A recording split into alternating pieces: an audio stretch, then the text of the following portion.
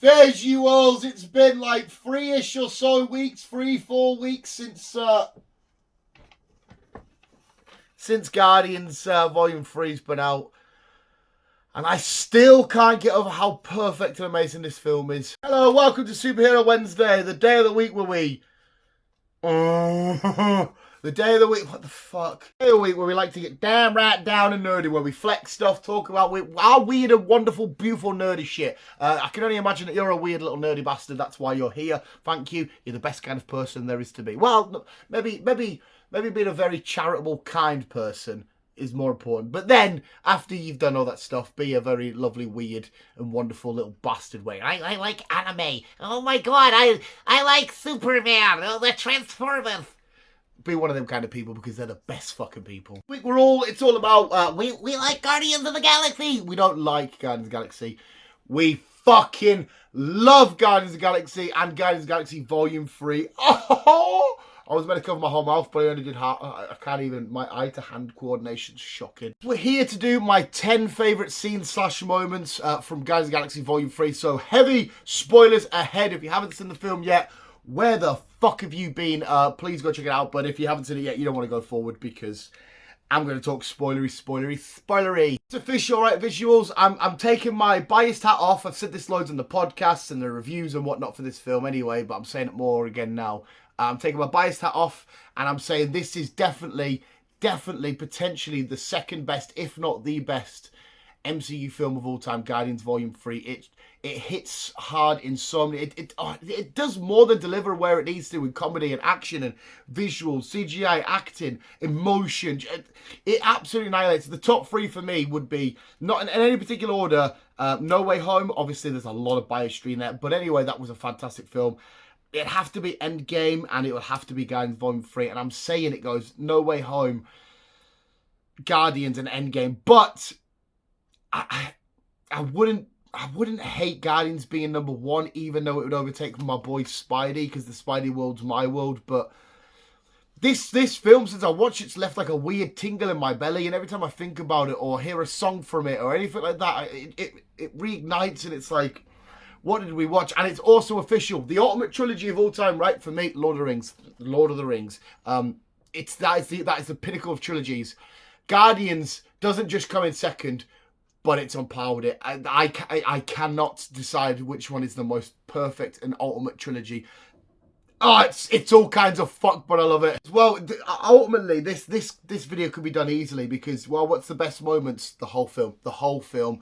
Every single bit is the best moment. And it's a nightmare to break down, but I thought, no, let's try and actually break it down. Any scenes that didn't make the list are still perfect. I'm just trying to choose. You can ask me this in a fucking next viewing's time, and I'm like, actually, I want to change my list. But until then, these are my current 10 favourite scenes and moments from Guardians of the Galaxy Volume 3.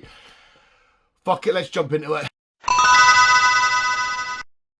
Number 10 is Drax saying goodbye to Mantis. Oh, it's so fucking, like, it's beautiful and amazing. You know, Mantis is wandering off, she's going to do her stuff, but the connection that these two have got ever since meeting each other in Guardians Volume 2, like even the Christmas special and the way they go on in this film, you know, she's always shouting at him, but, you know, she doesn't like when other people shout at him and the trouble they get into and the pairing and the dynamic and the duo that is Drax and Mantis is so beautiful. To see Drax shed a tear when she's leaving and he's waving away, you're like, oh, he's going to miss her so much and she's going to miss him so much. And just to see Dave Bautista, yeah, but Drax becomes so emotional and vulnerable in that moment.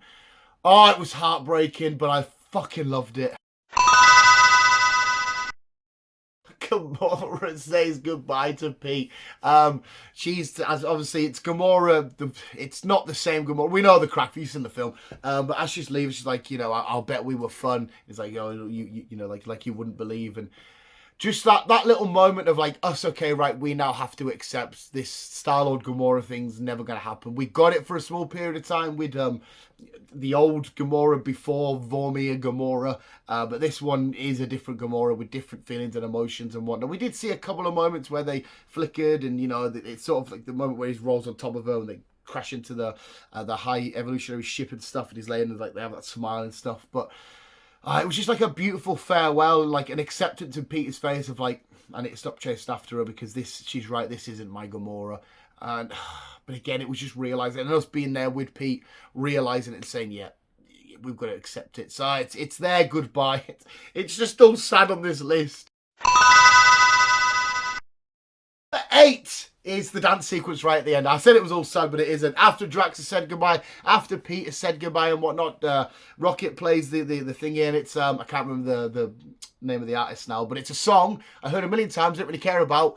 Now I think there's a lot of people that will feel the same way as me, didn't really give a shit about the song or whatever, but now they hear it and it floods all these emotions in. It's just I can't even attempt to sing it properly because I'll do a shit edition of it.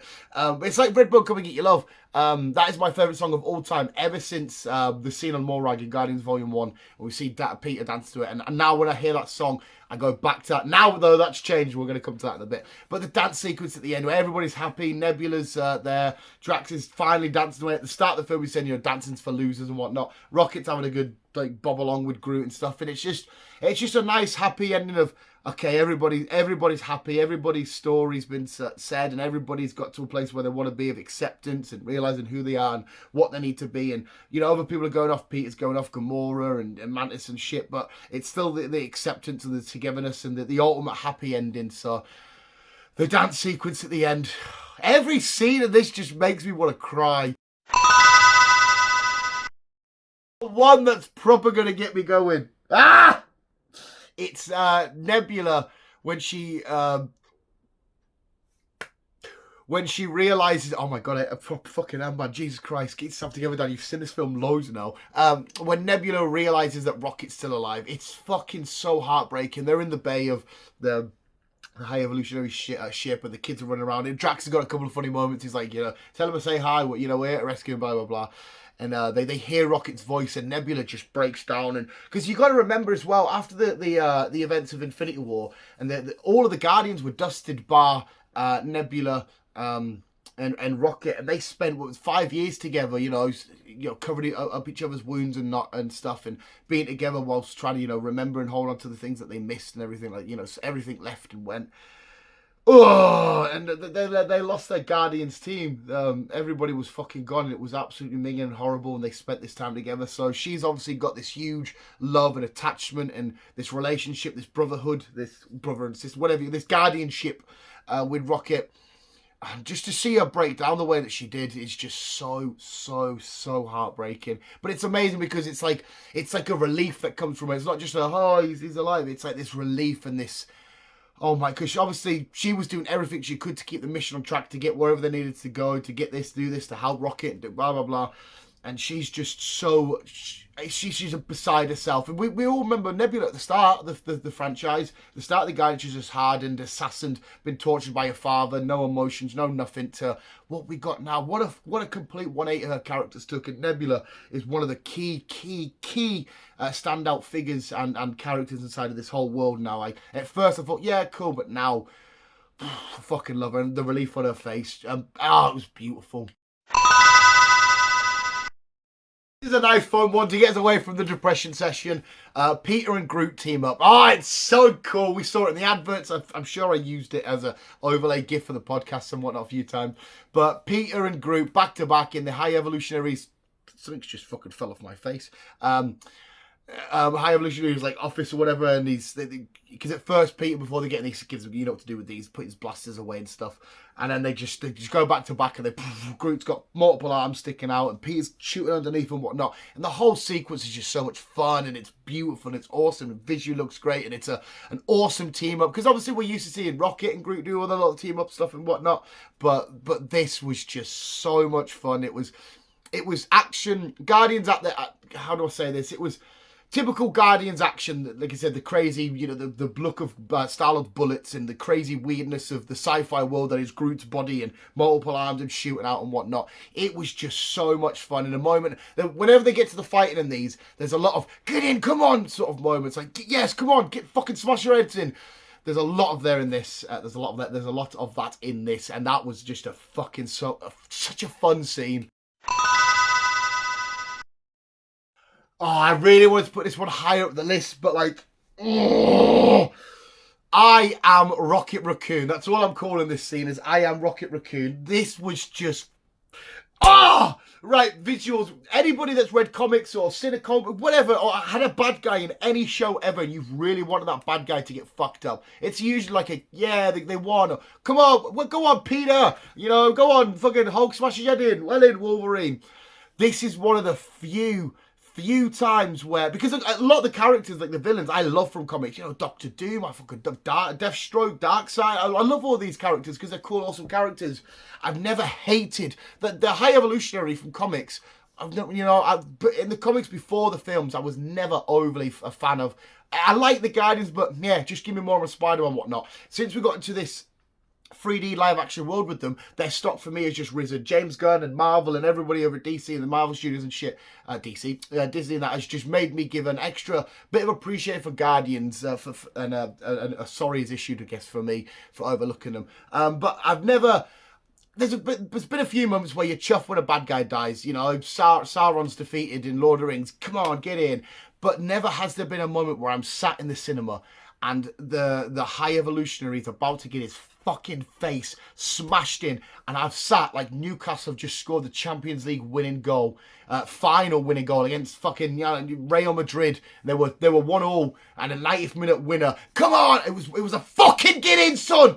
Because he gets his gravity boots, because he's reaching for something like his gravity boots, boom, thingy comes out, and Rocket Raccoon, boom, and it's fucking so amazing because the High Evolutionary is such beautifully played. The actor, I can't even pretend to pronounce his name, is so phenomenal at playing him. He is outstanding.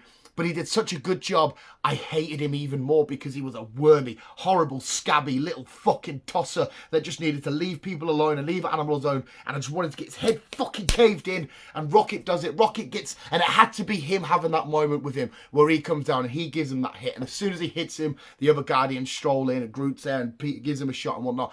And it's just wonderful and amazing to hear Rocket say them words. Oh, it was so amazing. I am Rocket Raccoon. I've just had epicness, right, I'm going to try my friggin' hardest not to break down this bit, but Rocket lives. The moment where Star-Lord, Gamora and Groot are around the table, they think, you know, they've got the code and whatnot, you know, the thing to break into the system and whatnot, and it's not all working, and for a sec, you know, the Rocket like flatlines or whatever, and he goes up. He goes up and he quickly sees. I'm going to say this bit really quick because I'm going to cry to fuck. He sees Lila, Teeves, and Flora. They're all there chilling, whatnot, doing the thing. And he comes back down. Right, get that image out of my head. Right, and he's back on the table and he comes back alive. But it's all the moments before that as well, where Star-Lord's screaming at the table, no, and Groot's looking at Gamora's even because throughout the film she's not really that bothered, and she's like, at this moment she's a little bit like, oh god. And then he goes up, comes back down. You're like, oh my god, our boy's back. Our boy's fucking back. I'm so happy they didn't kill him off in this film. But it was that everything in between that, you know, the Lila telling him it's not his time. He's still got, you know, a job to do and whatnot. And the little silhouette of Teeves and Flora in the background, and they're chilling in the distance. Oh my god, next category. I'm gonna have to break before I break down. Another painful moment, but followed by such just joy. It's Rocket fucks up the High Evolutionary. That's what I'm calling it. It's the fuck up before the fuck up. He's still obviously still young and whatnot, and he's still, you know, not fully the Rocket that he is today. And it's the sequence where Lila's just been killed and Flora and Teeves have just been killed and whatnot. Well, no, it's just before Flora and Teeves, isn't it? That he goes nuts and Lila's just been hit and he lets out that horrible, absolutely gut-wrenching scream from inside, because obviously he's lost something that he adores, and he lets out a scream, and then this rage and this emotion, this outburst just takes over him, and he fucks up the High Evolutionary, and he literally, as we see towards the end of the film, he fucked him up so much, his whole entire face is just obliterated, and I don't want people to be hurt, right? I don't want people to go out there and be tortured and fucking whatnot. But if you're in the very rare case that you are the High Evolutionary, I hope to God every single part of you happens like this. I hope you get absolutely tortured and fucked up, and to the point where your face has been carved off by this thing that you've created. And another satisfying thing about the High Evolutionary in this is the The fact that he hates so much, he cannot stand that there was an issue he couldn't fix. I'm talking like Rocket Raccoon now. That he couldn't fix that was solved by something that he created, and he can't stand that he wasn't smart enough to fix this problem out. But this little thing, this horrible little thing that he's created, in his words, not mine, solve the problem, and he can't take it. It's like, oh my god, yes, fuck you, you horrible little worm, you're a dumb motherfucker, and this perfect thing you've created has just outsmarted you and will always outsmart you, you fucking horrible prick. So the moment where Rocket absolutely fucks him up and tears his face off, of course you don't see that though. We see the scratching, but you don't see the results of it until later on in the film. But I'm going to say this bit and quickly go on to the next clip before I break down again. The part that really kills me the most is when Floor's screaming, Rocket Teeth, Floor, leave, Rocket Teeth, Floor. And she keeps repeating it, and I hate it. It's Megan fucking just, fuck you, High Evolutionary! The hallway fight scene. Ah, Beastie Boys come in. The way the Guardians are all together, and they're like, okay, right, let's do one. And it's like, now Rocket's like, I'm done running. And it's the way they all turn, and no, sleep till Brooklyn, the way that they come in, and Drax is slowly, I think he's doing it from that way, isn't it? Whichever way, he's opening the door, and you can see everybody in the other side waiting for the fight, and Drax gets it open, the Guardians come in, and the team up, Groot chucking shit out there, and Rocket running along him, and doing his blasts and whatnot, Star-Lord sliding about here, there, and everywhere, Drax like, using his raw power and stabbing shit up, Nebula getting punched and all dislocated, but then still shooting with like a broken neck and a broken jaw, coming back in and absolutely going. So Gamora doing her badass assassin things. The whole sequence could arguably be the best fight sequence we've ever had in the MCU. That's for a different conversation. We'll have to break all the other contenders down and whatnot. But if somebody said that to me, that was their favourite, I would say, yeah, I get it. You know, the music, the way that it's filmed, the cinematography in it, how visually how it looked, everything about it was just so fucking beautiful.